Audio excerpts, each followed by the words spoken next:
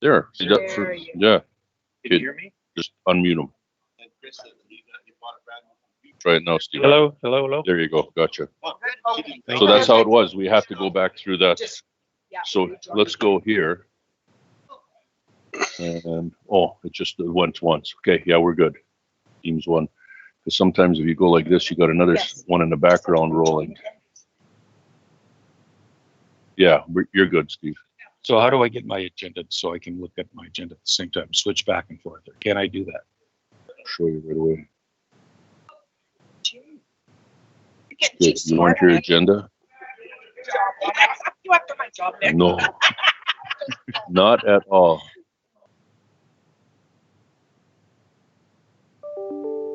Double click. Yeah. No. No reasons there. Oops. Then you just get into your agenda from there. So agendas. Thank you.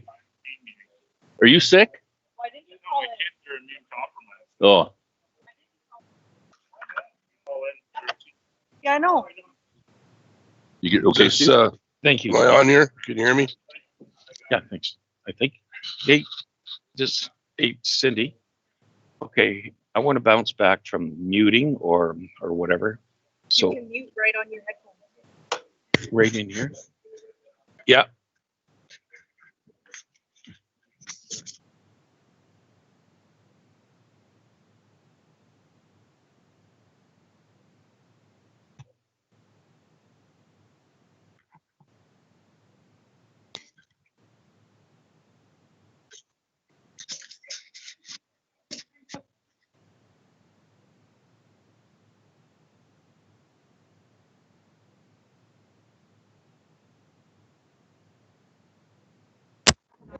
I know. I know. He's talking about my face. Good stuff. Is there a reason there's a whole lot of static on the Teams thing? I know. I know. You can hear me okay now, Steve?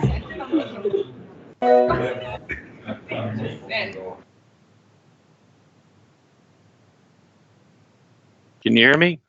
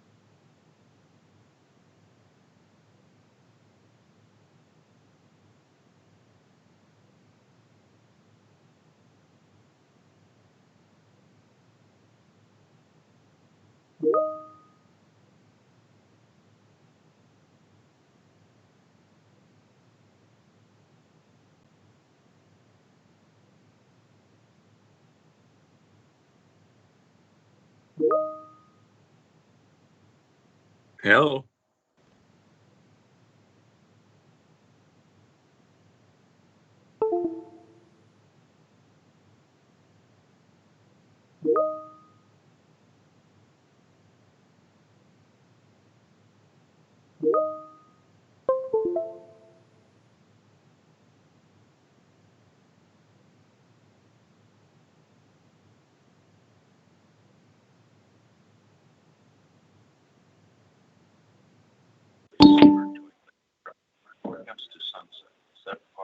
Yeah. Yeah, and then it's sunsets, and then it's Alberta Beaches and Val Quintans, then ours again. Why can't we just do the whole works? They've asked. Nobody wants to do it? Or Well, I know Alberta Beach didn't want to do it. I know, like you're talking in the winter, they go with the blade down just as they're going through, but they don't do it. The villagers have asked, but it's now as the guy's going through, he'll go through with his blade down to plow it, but he doesn't come back and do the other side. Oh, sorry, George.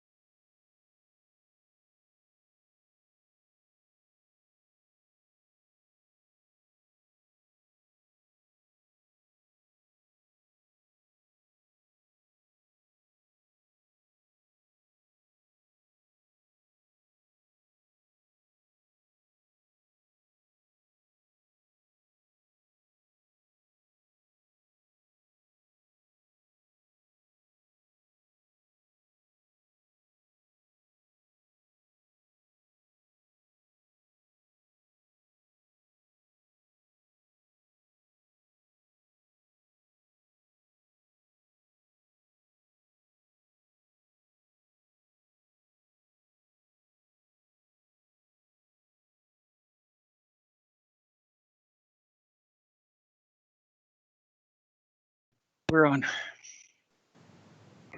Wow, technology is so wonderful. Anyway, we'll call the meeting to order. Any additions to the agenda? I have one, and it's a letter that I just sent to you guys from Sang. I don't know whether I should put it to. Oh, I should have sent that to you, Tristan. Sorry. If we want to put it under FCSS or if we want to put it under. Let's do that. Let's add it to 9B1A.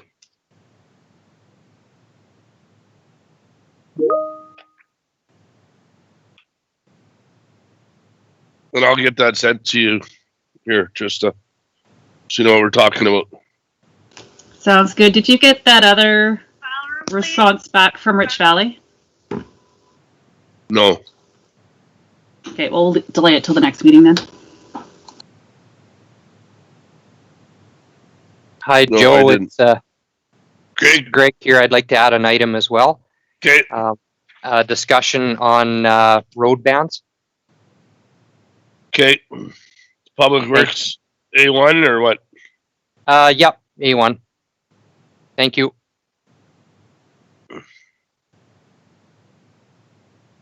Lloyd. We are going to have an in-camera or a closed session Yeah. after? Okay.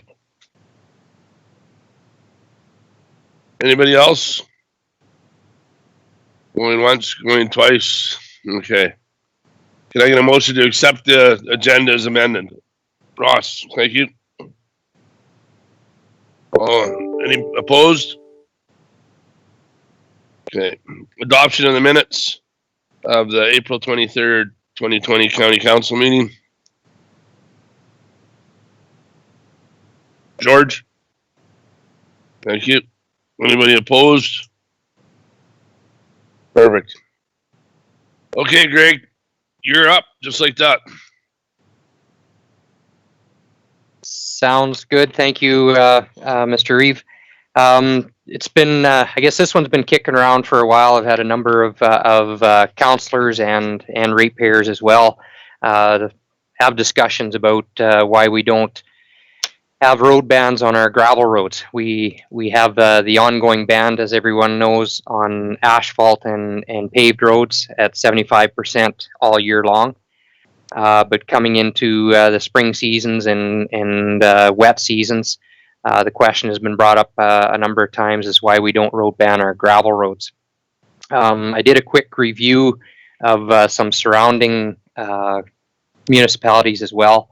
Parkland County does to a certain degree, but they'll list individual roads at different band rates, which to me is very convoluted for anybody that's trying to follow it.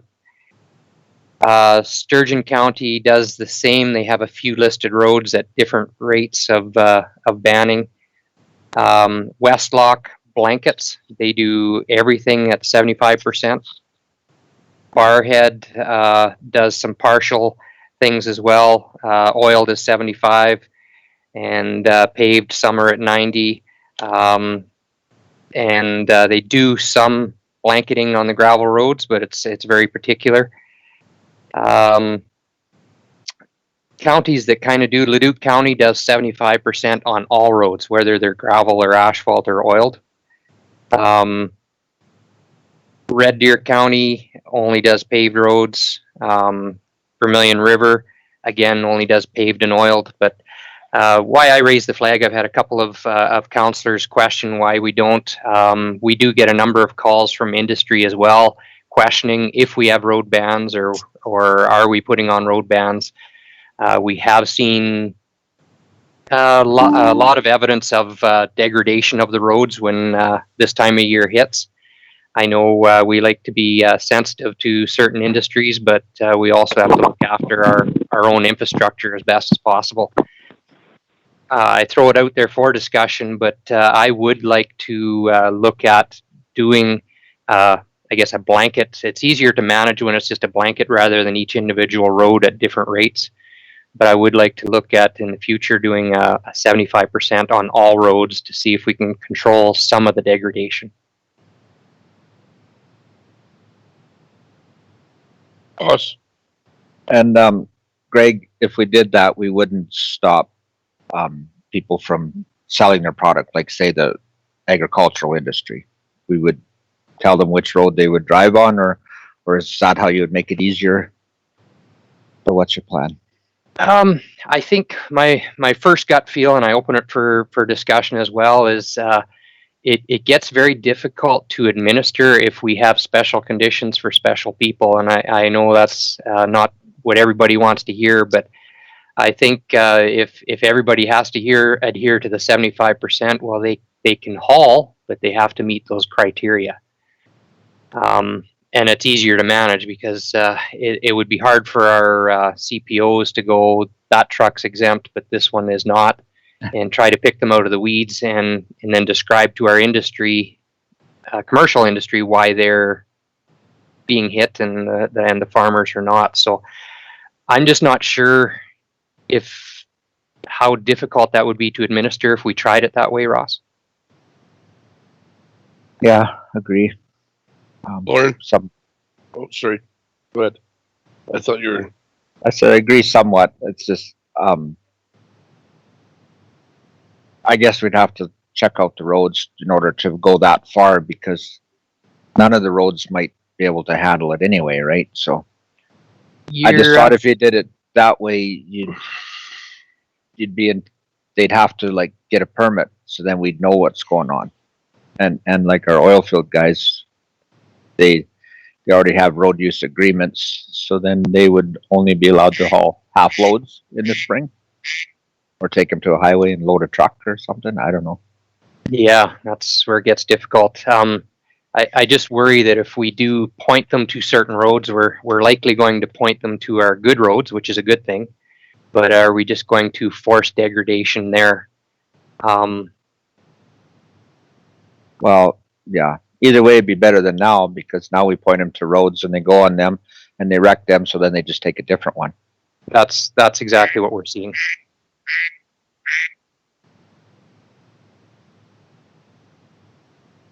That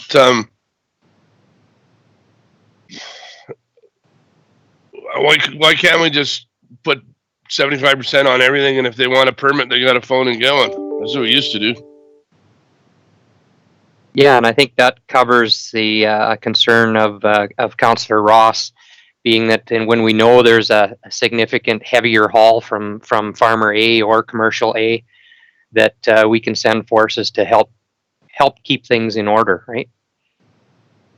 So I think that's a good approach. And I think there was essential services that we never did road ban. I don't think we did the sewer trucks, and I don't think we did actually my truck, like the water well guys. Because if you need a water well, you need a water well kind of thing. Yes, George, I think that's George, and then Ross. Yeah, Greg, I was just concerned that, like Joe brought it up, and there's essential services, because I got about 3 or 4 roads that are really getting pounded all to pieces, and I don't know, we got to get a ban or something on them, or get some agreement done, because the roads are in terrible shape and the ratepayers are very, very unhappy with what they're doing. So I want to talk to you later on about graveling, but like I say, there's got to be some way these essential services. I got trucks coming out, and I know damn well they're overloaded. You can listen to them going through some of the roads. So just something else. I don't know about essential services so much as, like, say, a water well truck. Their station, whatever they have on there, just like these guys that run around chopping up bales, they can't lighten up their load anyhow. So permitting them is a very good idea, because it's not necessarily say that we have to grant them the permit. Joe. Yeah. So, Greg, yeah, the essential services like the water, for instance, we've had to shut the one truck fill down because the road is totally destroyed. I don't know how well you probably drove on it. It's there's a lot of damage done on there. As a matter of fact, I think we might even have to shut down one range road. We'll have to block it off because I don't think it's passable. But as of Thursday, that Heatherdown truck station will be shut down. But from time to time, it's probably easier for us to shut the water fill station down than it is to get the truck permits, because they're all hauling right to the max. We know what they're hauling out of there, and they're hauling 13 cubes in every water truck that's going out of there. Those roads can't take it, especially when the frost was coming out. So, we took the step of just saying, no, we're shutting it down before we do any more damage. But at the same time that was happening in that area, a producer was taking his spring thrash off, and he had his full tandem trucks and plus his wagons and hauling down the whole road of a road that a water truck doesn't take, but on 21, and they destroyed that road. At the same time, Parkland Cattle Company was hauling the straw off of a field down where Gordon Adams had sold them all the straw on that same Range Road 21, and they trucked everything out of there and back down 540 over top of that road, and then crossed the highway and ruined 540 to the west. So Parkland Cattle, they do anything they want, and they seem to be able to drive anywhere. And at the same time, we've got a producer that feels that's his right.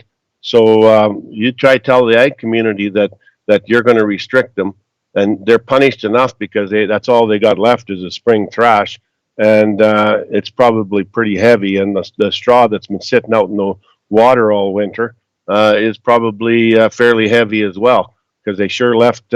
You've seen the outcome of those roads. So if we have to do something to protect those roads. Can we afford to just keep on getting our roads destroyed like that without any consequences? And that's what we have to deal with. There are consequences for ruining roads. Okay, that's all I want to say.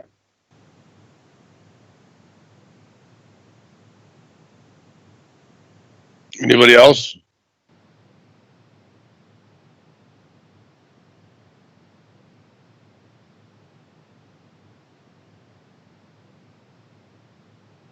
No, I think we should ban them, and they should be banned, and we should decide what direction they go. If they need a permit to get in and out, or if they need to take something to market, or they need to haul some grain in, we can tell them what roads to take, because there is a difference on quality. There's no doubt. And getting to a highway and having to go around on a highway isn't necessarily they'll tell you that it's going to cost them $1 billion, but it doesn't matter. It's not a bad thing to do. Nick? And on a side note, I think we can also go ahead by allowing the permitting. If we have a road, we can designate a road. If the road is in soft condition, we can designate time frames. We can designate an area of time, framework that when you can move it. And at the same time, these are the roads that you dare not go on. We might assign one, but who the hell knows? Something can happen over the period of time, a good rain or whatever else, or we can move them to another road by permitting. So we can pretty well designate where where our strengths are in our infrastructure. I think the whole deal is we got to preserve our infrastructure.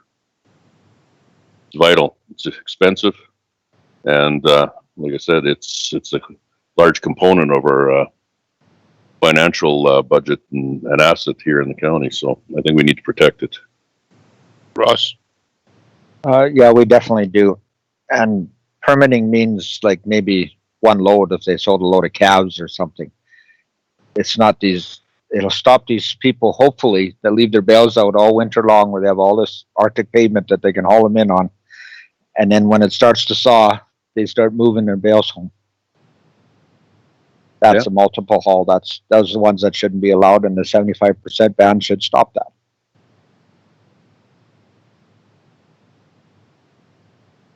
Okay, well, I think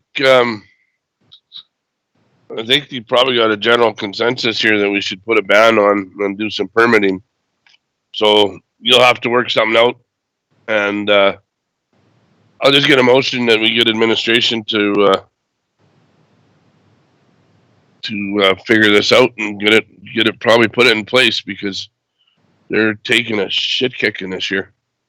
Yeah, I'll move, Joe, that administration take a look at developing a 75% road ban for the county on all roads within the confines of the county.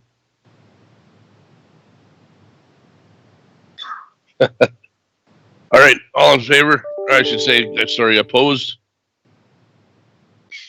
All right, okay, carried. Thank you. All right, Matthew. I believe this is Greg's item. I can't Greg? speak to this one, sir. Oh, yeah, that's right, because you gotta leave. Go home. Greg, you're talking on this then?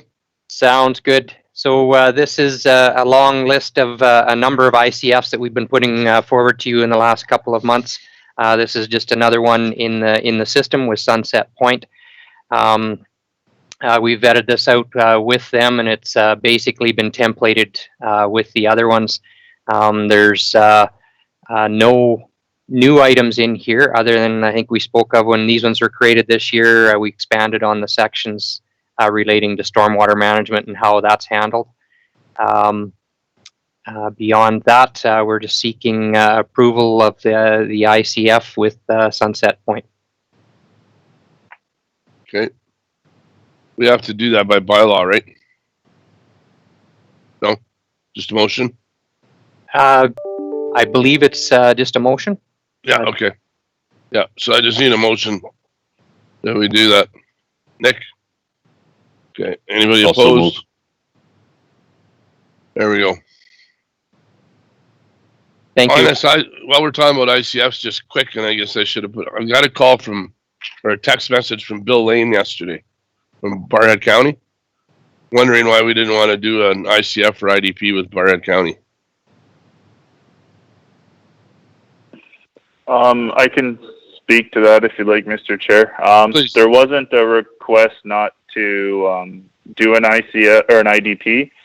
The concern that we had was they wanted to do a IDP for the entire boundary, and we already have an existing IDP with Birch Cove and the county around Lac La Nun. And there's some discussions going on whether we have that as a separate IDP or we just quash that one and then draft a new one with Birch Cove. So there was just discussions at the administrative level that we didn't want to kill that IDP and require another one at the same time. Okay. Just curious. Now I can answer him if he keeps asking me. Okay, can I get a motion to go into MPC, please? Lloyd. I keep wanting to say all in favor, but it's nobody. Radio, the people in Radio Land can't see that, so anybody opposed? Okay. Already. Thank you, Mr. Chair. This is an application on the northwest of 305506, west of the 5th, Division 7, to create one 40-acre parcel from an unsubdivided quarter. We are recommending that it be approved subject to the conditions in the agenda package.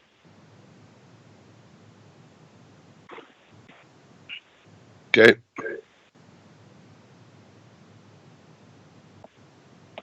Is that about, where's that? There's actually water there. Yeah. Lloyd? It's just south of San Pedro, and I'd be prepared to make the motion to approve. Okay. Anybody opposed? Okay, carried. Next.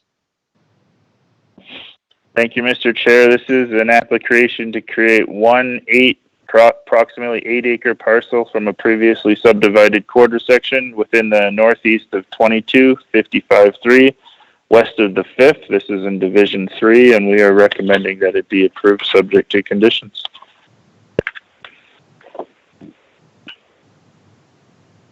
George? Okay. Anybody opposed? Perfect, carried. Thank you, Mr. Chair. This is application 2 sub 2020 on the southwest and northwest of 7577 west of the 5th. It's a lot line adjustment. We are recommending that it be approved subject to the conditions in the package. Okay. This must be in 2. What division's on it? 7. Oh.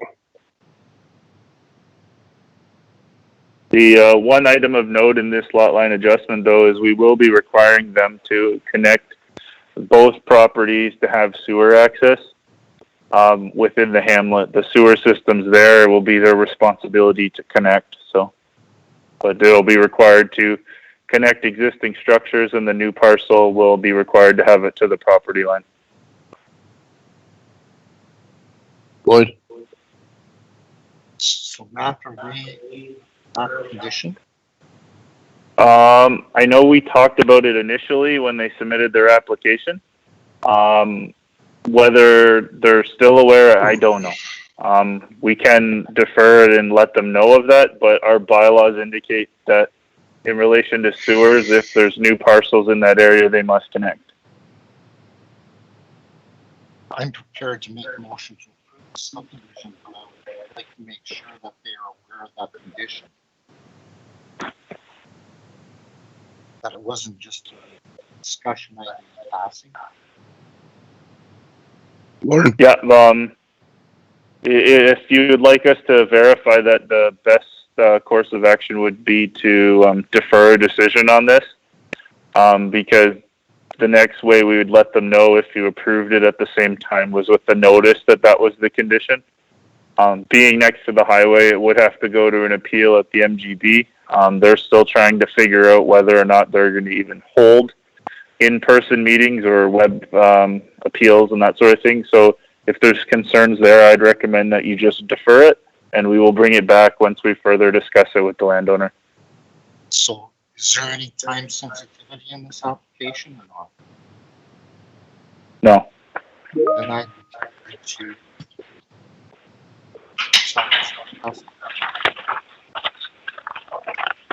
Okay.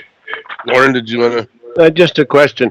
So, Matt, if they went to land titles and got the lot line adjustment, would land titles give it to them, or would they still have to take a permit out? They still need approval from the county for this lot line adjustment based on the year of the subdivision, I believe. Certain years they do not require it, and this is not one of those years. So they are required to have approval for the county for this lot line adjustment. So, okay, explain this. So what years, okay, so what years? Sorry, I believe it's the date in the 50s, I believe, that it had to be registered by. And this doesn't meet this threshold, and as a result, it still requires approval from the county. Yeah, Tanya? Any lot that is registered prior to July 1st, 1950 requires subdivision authority approval. If it was after that, then they can go to land titles without the SAA approval. So it's anything that's HWs. Thank you. It's good to get that clarification. Okay, we have a motion on the floor to defer. Anybody opposed? Okay, carried.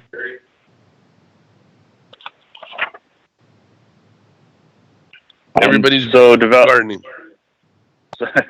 So development permit D0077 on the northeast 27576 west of the 5th.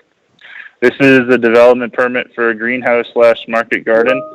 And we recommend that it be approved subject to the conditions. Yeah, it has roadside approval from Alberta Transportation. And okay.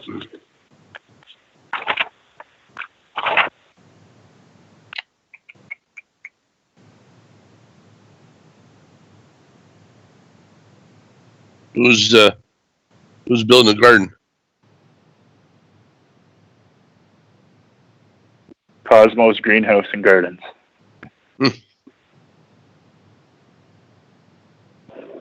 It is an existing structure, just so you're aware. So just a question. Are they just conforming to our bylaws, or what are they doing for the application? without needing to go into camera, there was some enforcement actions that brought it to light, and this is Okay, well, bringing it into compliance. Okay, that's fine. The fact that it's in Division 7, I'm prepared to move that we approve as recommended. Okay, opposed? Okay, carried.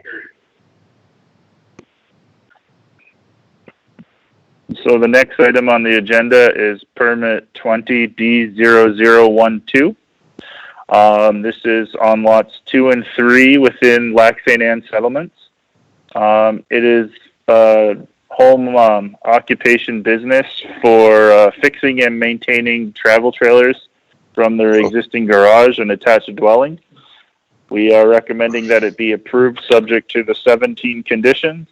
And we've placed a limit on the number of RVs that can be located outside of the buildings to limit any concerns from the neighbors. But overall, we are recommending that it be approved. Okay, Matt, we got to back up to 8.5 probably just to keep with the agenda.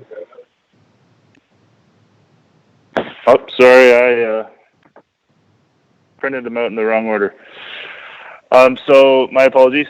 Development permit 20D006 on the northeast of 754-2 west of the 5th was to install a 32.3 meter self-support telecommunications tower and equipment shelter. We are recommending that it be approved subject to the conditions, and it is current in compliance with our existing policies. Okay.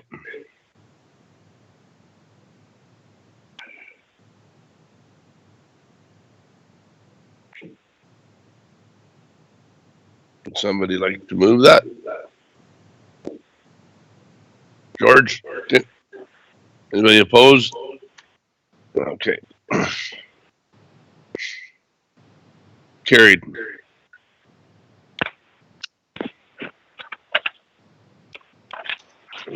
Okay. Now we can go to the settlement. Perfect. So permit 20D0012 is for the approval of an RV repair and maintenance business.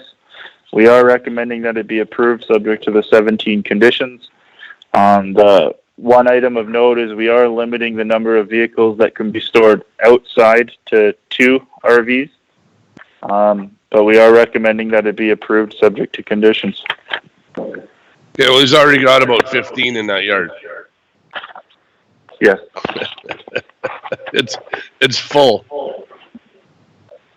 So I don't mind it. Like, I don't think it's a bad place for it either, but I'm just gonna have to make sure he doesn't.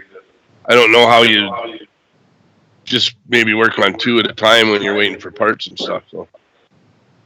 So there isn't any limit that they can't be stored in his garage if there's room. If council or if MPC feels it's necessary to allow more, then we're able to adjust that number accordingly. There isn't anything in policy or procedure that limits the number. Our opinion was just 2 would be acceptable for the time being. Yeah, I don't think that garage is very big. So like you'd get one good sized RV in there and everything else is outside. Because I noticed the other day that I think there's about 8 of them sitting up there. So as long as he keeps it clean, I'm okay with it. So do we want to change the number that we allow outside, or are we acceptable with it? I just can't see him making a living off of only have, like, if you got 2 there, because guys are gonna, if your fridge breaks down in your RV or something goes wrong, you're gonna tow it there and leave it for a week. Well, and then maybe pick it up on the weekend, right? Because of all the different storage yards and campgrounds and stuff. So I'm just thinking that 2 might not be enough, but 10 is too many. Okay. So what's that, Steve? Where's in between? Yeah, just so Makes it convenient for him if it's 10 or 5. 2 may be too little for him to work on that equipment or trailers. Yeah, is he aware of the 2? Tanya?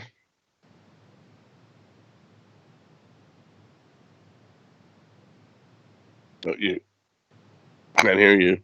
I can hear you, but try it again. Thank you, Mr. Chairman. He actually put on his application that they would store 2 outside, 1 inside. That's his plan, is to be working, always having 1 and just rotating them in and out.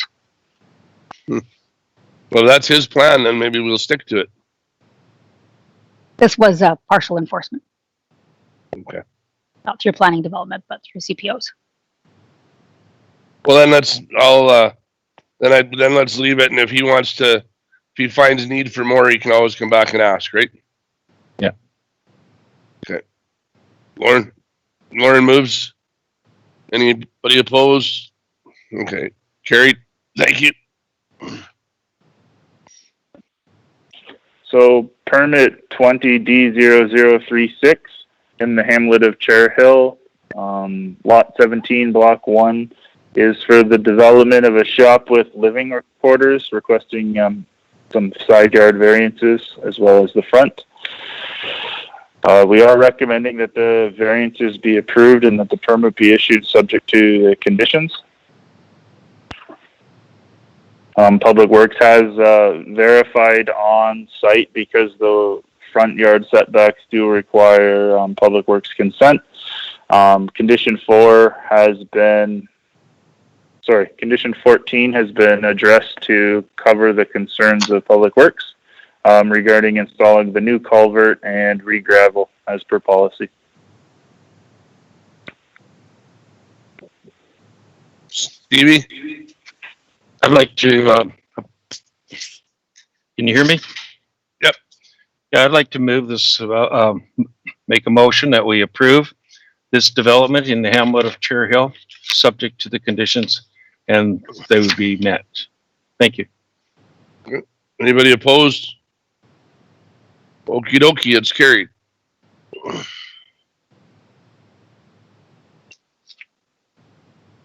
Okay, that's it, Matt. Any motion to come on MPC? Nick? Anybody opposed? Okay. Thank you. Alrighty, Krista. Pulling her up here.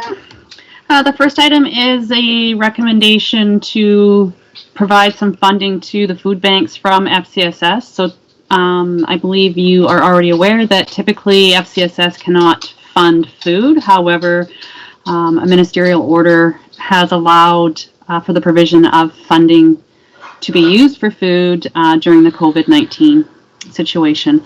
So typically we do provide funding to the food banks, both Laxina and East Food Bank and Marythorpe Food Bank, at $1,000. We are recommending that we increase that and give them each a $3,000 funding this year. Okay, so while we're talking about FCSS and food banks, we could probably talk about this SANG letter. And the reason that come about is that Kevin Odekirk phoned me, and they wanted to go do some team building at SANG. And one of the things they were going to do is go pick up some waste along Highway 633 and 43. And I said, well, maybe what we should do is work with you guys and get you to come and do like 544 and the West Cove Road and some of our roads that we own, that the county owns. And then at the same time, we can make donations to the food bank or something on their behalf. So it'd be kind of like a team effort. It would be them picking some garbage, us giving them some money, and giving it to the food banks. So I just thought maybe that we could use the FCSS money that way? Just donate it on their behalf. We just wouldn't tell we wouldn't tell anybody, but do it that way. Because we couldn't give it to the SANG and then get them to give it. We'd have to do it on their behalf, I think. That's correct. So we wouldn't be able to provide it directly to SANG, but we could absolutely provide it as a joint initiative. I think it'd just be look good on everybody. So how about if I can get a motion for you to deal with Val and figure out how we can make that work. Lauren? Opposed? Okay.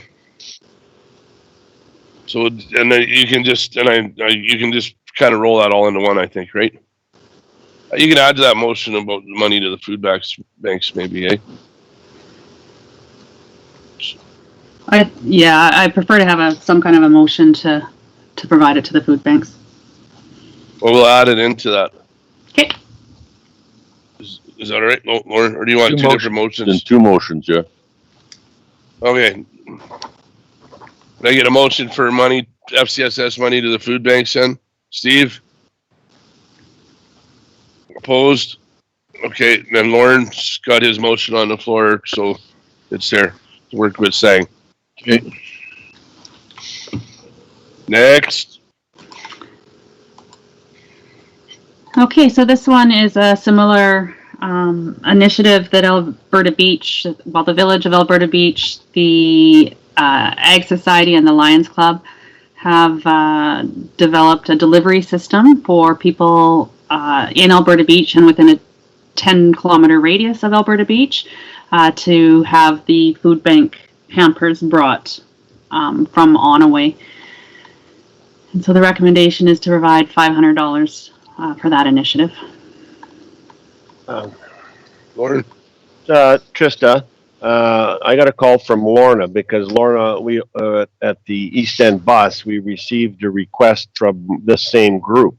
Lorna said that she was going to work with you directly. So if the East End bus can be of assistance, they probably, we probably could participate and help you out. And I don't know if you've had conversations with Lorna or not. I know that she has been delivering and she has been doing this outside of this particular group. But if there's a larger role to play, we probably could assist. The only thing is that Lorna's been driving the bus herself, and no matter who the driver is, if we're lifting a lot of groceries, as long as somebody could load them.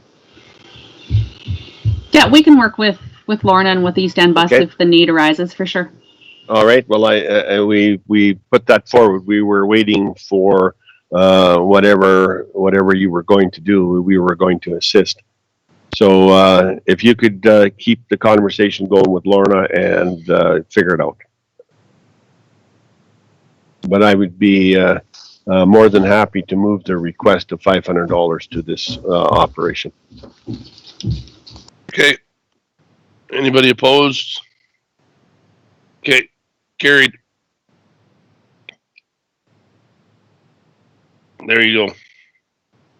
Sorry, I had my mic off there. So the next item is the Seniors Week 2020. So the recommendation is to make the declaration that Lebanon County support Seniors Week for the week of June 1st to 7th. So typically for the last several years, we've held a tea. And that obviously will not be happening this year, but we are working on some different initiatives that we can still support them in our community. So at this point, it's just a recommendation to for the declaration, and then we'll come back to council with our plans for what's actually going to be rolled out. Okay. So, yeah, you want a motion on that, I guess, eh? Yes, please. George? All opposed, anybody?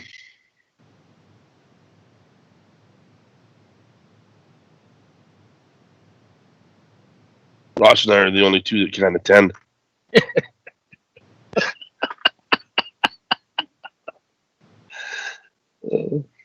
You're not 65 yet, are you?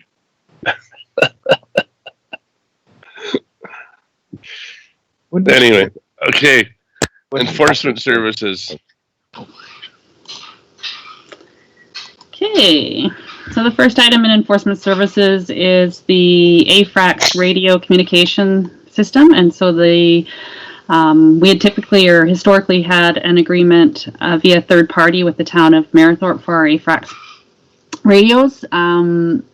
they have come and advised us that that is actually not permitted. However, in the meantime, because Dallas was having some issues, he did initiate the process to have a direct agreement with the Alberta First Responders Radio Communication System. So this is to ratify that agreement.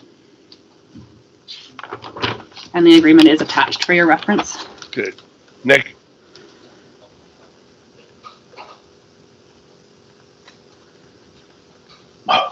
You go. I'll move that county council ratify the endorsement of the Alberta First Responders Radio Communication System, AFRAX agreement as presented. Okay, anybody opposed? Okay, carried. And the next one is a memorandum of understanding with the RCMP. So this is a requirement as per the peace officer regulation that the county enters into an agreement with the RCMP. And when we were looking, the existing agreement actually expired in 2018. This agreement, the new agreement, is very consistent, almost word for word to that agreement. So we're just looking for approval. Again, the agreement is attached for your reference, both the proposed and the expired. One to ratify and one to burn. Lauren?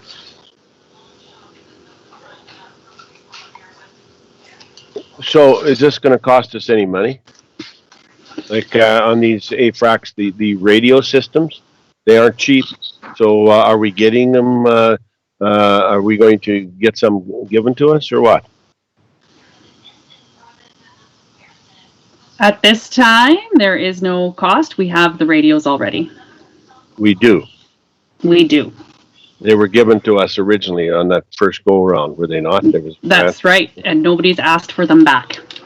Oh, perfect. Because they are not cheap. They're like $5,000 a piece. So, okay. Thank you. Okay, well, I think now, what's that?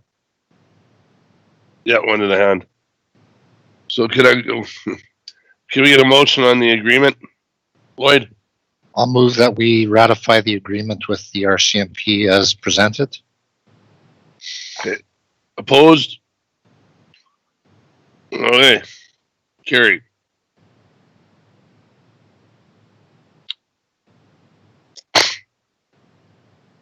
Cancel invoice. Fire suppression. I keep talking to myself. Sorry. I'm unmuted again. So Yeah, as long as you're not answering yourself. So this is a recommendation to cancel invoice 25288 in the amount of $3,695.75 and any associated interest charges. This is for a grass fire that happened in April of 2019. Council did hear an appeal and denied the appeal originally. However, additional information came forward from the appellant, and so the recommendation now is that that invoice be canceled. Okay. Lauren moves that we cancel it. Opposed? All right, carried it is. The next item again is a cancellation of an invoice. This is a little slow. Invoice 22896. This is for a lot that we lease for agricultural purposes. This lease actually expired at the end of 2018. However, the 2018 invoice remains outstanding. So the amount is $248.31 plus interest charges, and they did pay $100 into it.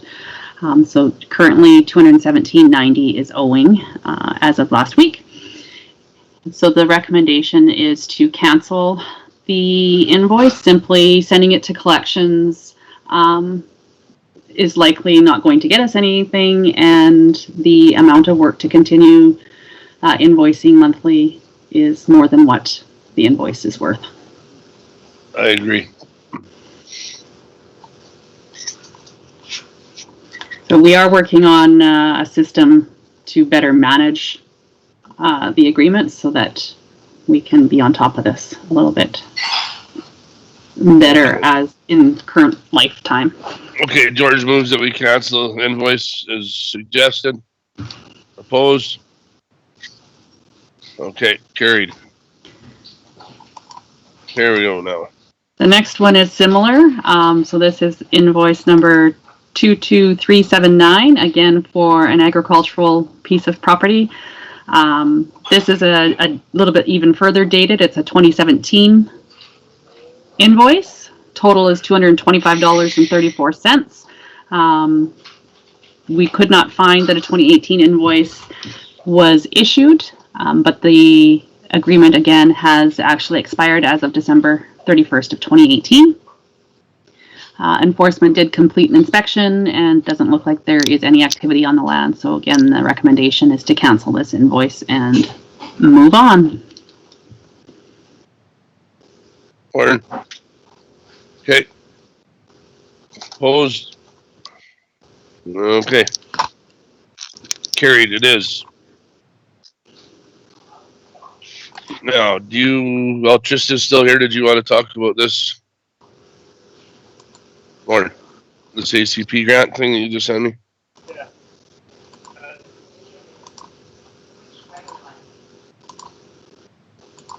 Hey, Trista, that ACP grant that was Sturgeon County, did we have any further discussions on that? If we were going to reach out to them? I'm sorry, give me a little bit more background. It's not coming to me. All right, so the issue is around the drone piloting that out of the Villeneuve Airport and Marithorpe, that they're interested in. They've got an interim development agreement with Transport Canada to look at the largest drones being built in Canada right now, and they're building them. Nick and I seen the two drones. They're building a brand new one, and they would like to be able to pilot the data that they're grabbing in a number of areas for fire suppression, the watershed monitoring, the LiDAR at 400 feet, because the pixel strengths are going to be a lot greater than we currently have for the development.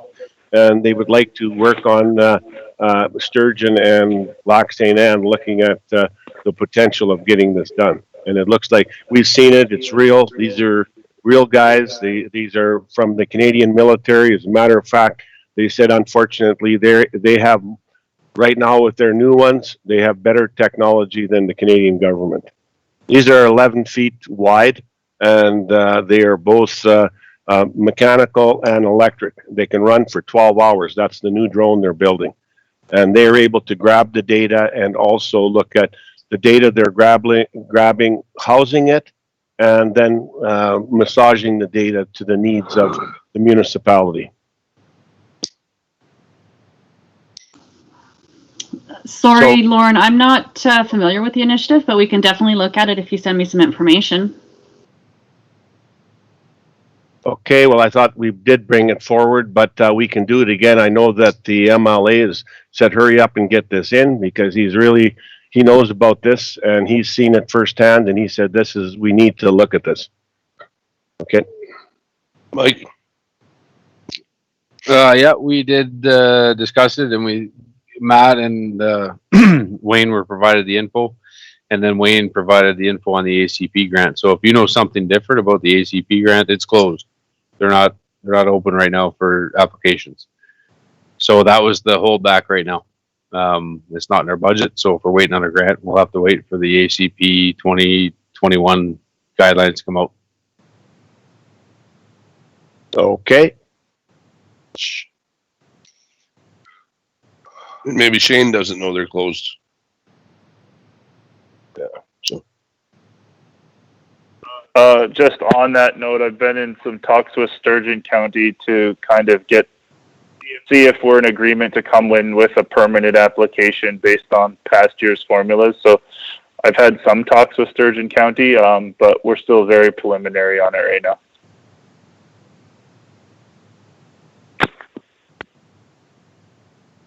Okay, well, there's no grant, we got time.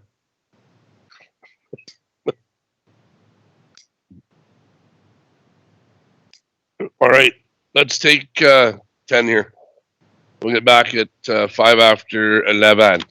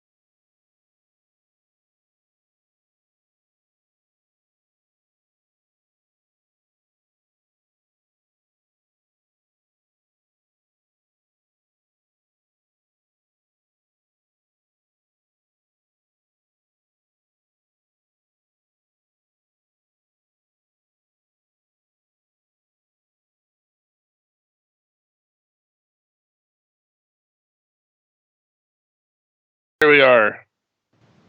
Okay, Mayorthorpe redistricting. Oh no, sorry, Villeneuve Landing Network.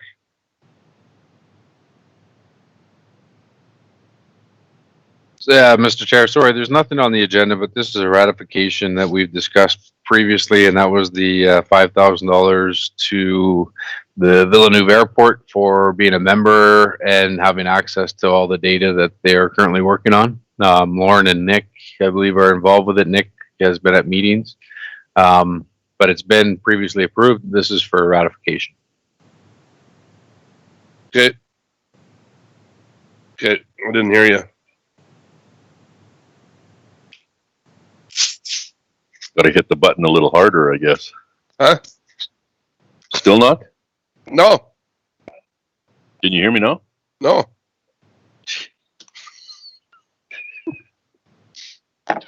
What do I, anyway. What was I supposed to do? Anyway. Take a motion. I'd like to make a motion for the ratification of joining the Villeneuve network at the same time spending the $5,000 to become a member. Okay. Anybody opposed? Okay, carried.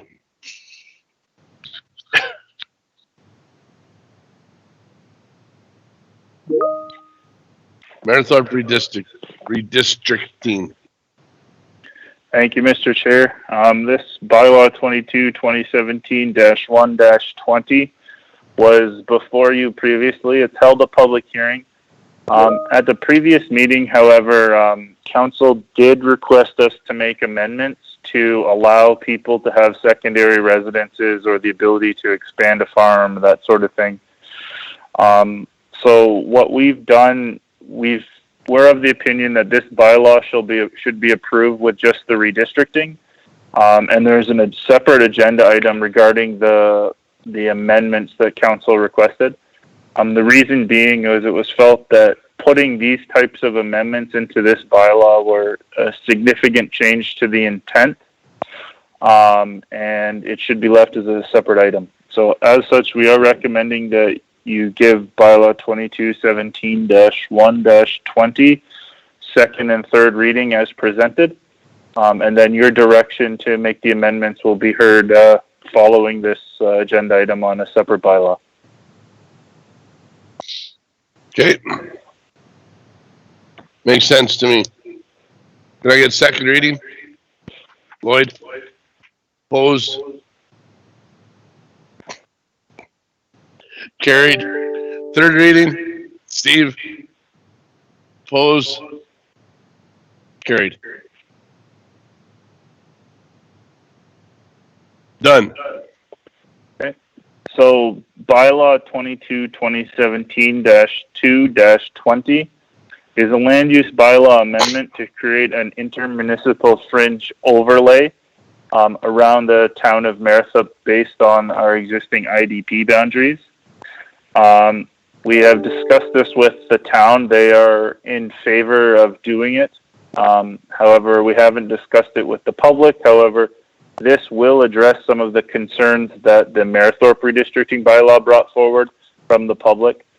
It will allow secondary residences. It will allow the expansion of agricultural operations on a discretionary basis, with the exception of them going to full intensive livestock or confined feeding operations. Those would still be prohibited. Basically, the intent is to allow the existing uses to continue or expand or be replaced with the similar uses. The intent here is that by doing so, it will allow these people to use the land as they've always done. As we know with the growth forecasts in Mayorthorpe, we don't expect the commercial and industrial districts that we've just passed to be actively used as commercial or industrial industries for some time. Allows those people to continue as they have been currently. So it will mitigate the concerns of the Mayorthorpe IDP that's been passed, but also allow it to continue uninterrupted, also by mitigating the impacts on landowners. We are recommending first reading and that a public hearing be scheduled, and there needs to be some discussion on when we will do that and how we will do that. But initially, we are asking for first reading. Okay, Warren? So, the overlay on this, the overlay is specific to land uses, not, the ability of subdivision. It's got nothing to do with, subdivision. That's correct. It is an overlay, and it is based on the land uses. Because the,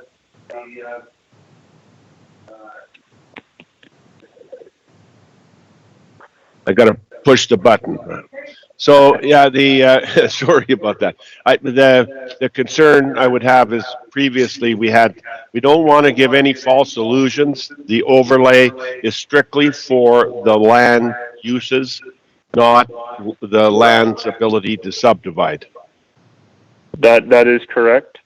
And it may be worth noting even at a future level, this might be something we want to do around some of our other IDP districts.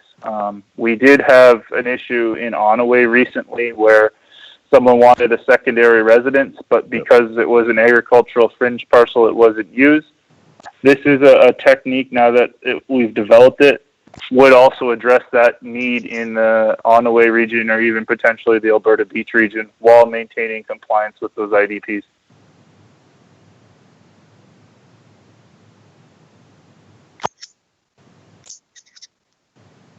Okay, I'll move first reading then. all right, thank you. Lauren, oppose? Oh.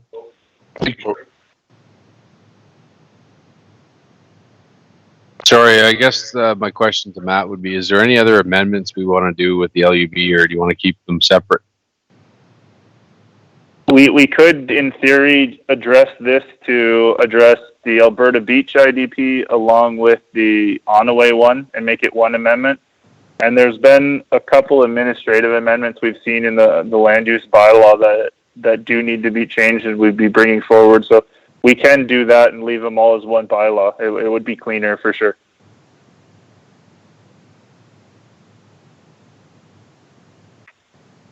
If that's a direction to make it cleaner, we have a motion to give it to get a motion to add additional overlays for the two large towns and administrative amendments. We can bring those back to you, make those changes, and then still do the public hearing, and we'd still be above board. Okay, I think we probably should.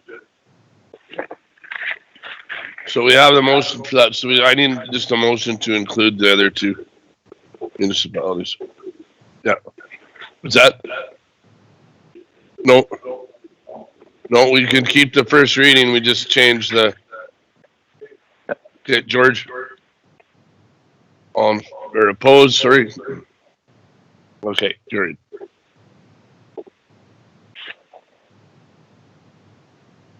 And then I'll just bring it back once I've made those amendments and we can reschedule the public hearing at that date. Okay. Good enough. Can I get a motion to go into closed session? Nick? Opposed? Okay.